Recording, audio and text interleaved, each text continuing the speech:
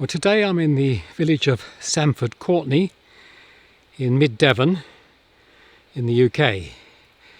And I've come to the parish church of St Andrew's. And we're going to have a look around and see some of the memorials and visit the inside of the church. Later we'll have a look at the war memorial just outside.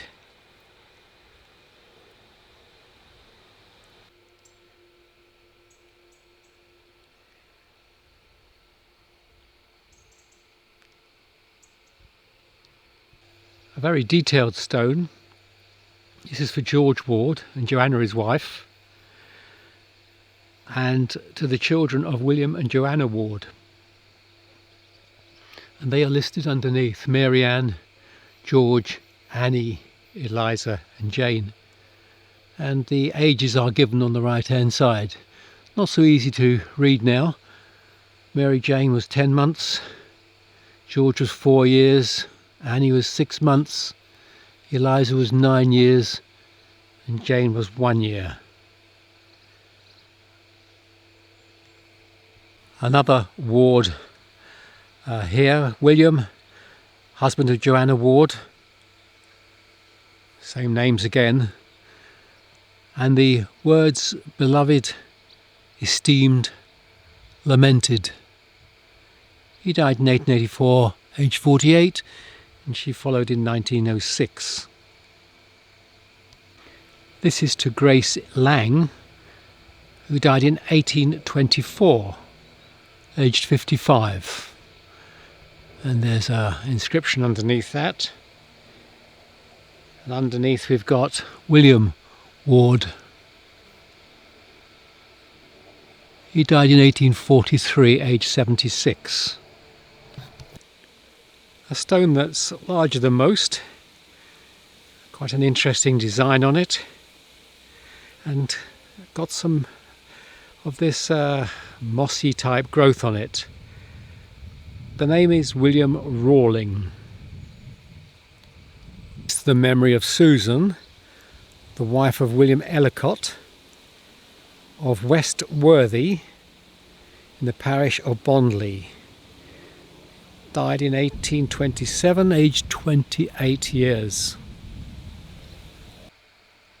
This is leaning at a bit of an angle, but it's an elaborate stone. Nice engravings at the top. And it's in memory of Elizabeth, the beloved wife of George Dimmond, 1880, aged 51. Jessie Harriet, the beloved wife of William Charles Horne of Ball Farm, Sampford, Courtenay, and she was just 33 years when she died in 1901. And beneath that we have a son, Charles William, son of the above, who died in, can't see that behind the ivy, aged 59 years. And also her son Henry. The ivy's taking over the stone, but it's rather picturesque, so I won't pull it away. I'll leave it to do what it wants to do. This is to John Damont, who died in 1896, aged 72. His wife Mary Ann, who died in 1897, a year later. And then it reads, them also which sleep in Jesus will God bring with him. I'm not sure we'd express that way nowadays, them also. Doesn't feel grammatically correct. In the corner is the stone covered with this orange lichen, and it's Thomas Lethbridge Rathenbury. Died in 1881, aged 20 years.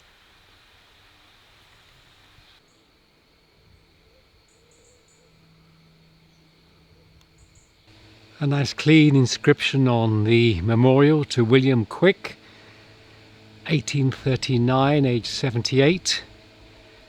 And beneath that is Robert Quick, 1827, aged 58. Against the bank are some very old stones being placed there to hold the earth back. There are inscriptions on them. This one here, for instance, I can see the date 1727. So these are the really old ones in the graveyard.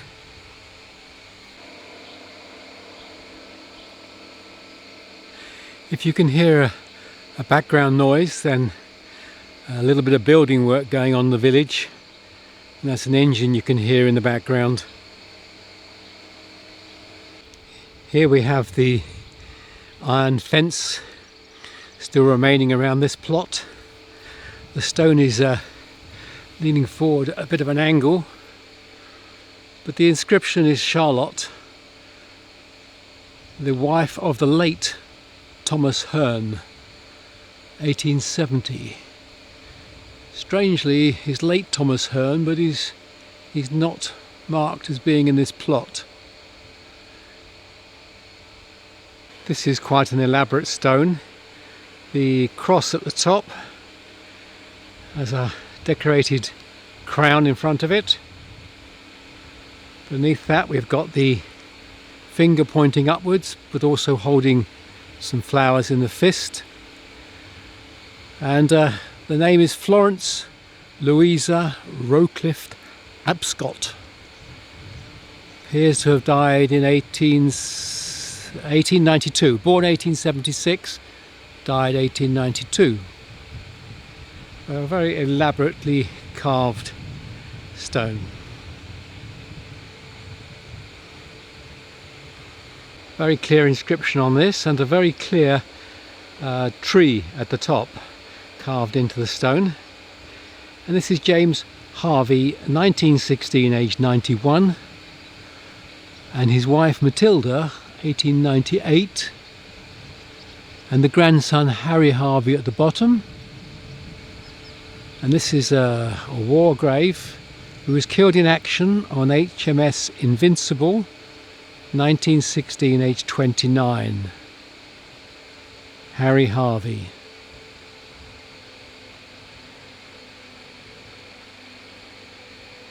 John Henry, the son of George and Jane Sloman, died 1859, aged 1 year and 7 months.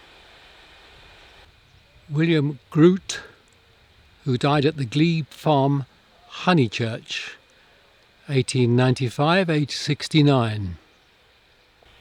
Leant against one of the side walls, Jane Blackford, 1778, aged 34. There's more detail in the inscription below. Not easy to make out without cleaning the stone off or brushing the stone off. Tight against the church wall is a horizontal tomb. These are usually reserved for the principals of the church, the rectors, the vicars. Unfortunately, it's not possible to get an inscription of it. Well, the church is open today, so we'll have a look inside. This is the main aisle of the church. Although the church is well decorated, there is almost no stained glass here. The plaque high on the wall is difficult to read, but it is of the Heath family, and one of the dates is 1768. This is in memory of Edwin John, son of J.E. and H. Hawkins, who died of wounds in France in 1918, aged 20 years. I must just show you two of the wooden doors in this church, which are clearly hundreds of years old. This one is no longer used. Very simple, crude lock there. And the main door of the church, still used. Very rustic, very ancient. And if you just look at the lock here, This is massive. If you shoot my hand against it, that is a massive crude lock which would have kept the church secure. Many of the memorials high on the wall are difficult to read because they faded. This is very clear. George Pierce Richards, 30 years rector of the parish, who died in 1859. Small plaque here to 5 men of the village who died in the First World War. But outside is a war memorial with a lot more names, and we'll be having a look at that a little later. As is common with a lot of these old churches, the floor has got these large engraved flagstones which become worn over the years. But one of the dates on here is 1714.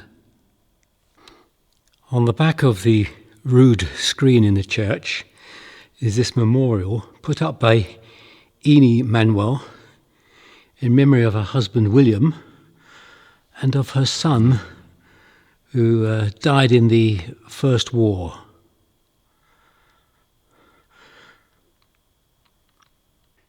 Inside the church is a display board about the 1549 Prayer Book Rebellion. This was where the villagers of Sampford, Courtenay, protested at the imposition of the Common Book of Prayer in English.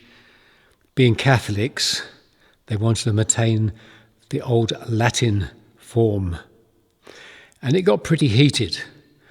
One of those advocating the new English prayer book was William Hellions, and he was standing on the steps of the church, and they put a pitchfork through him and killed him.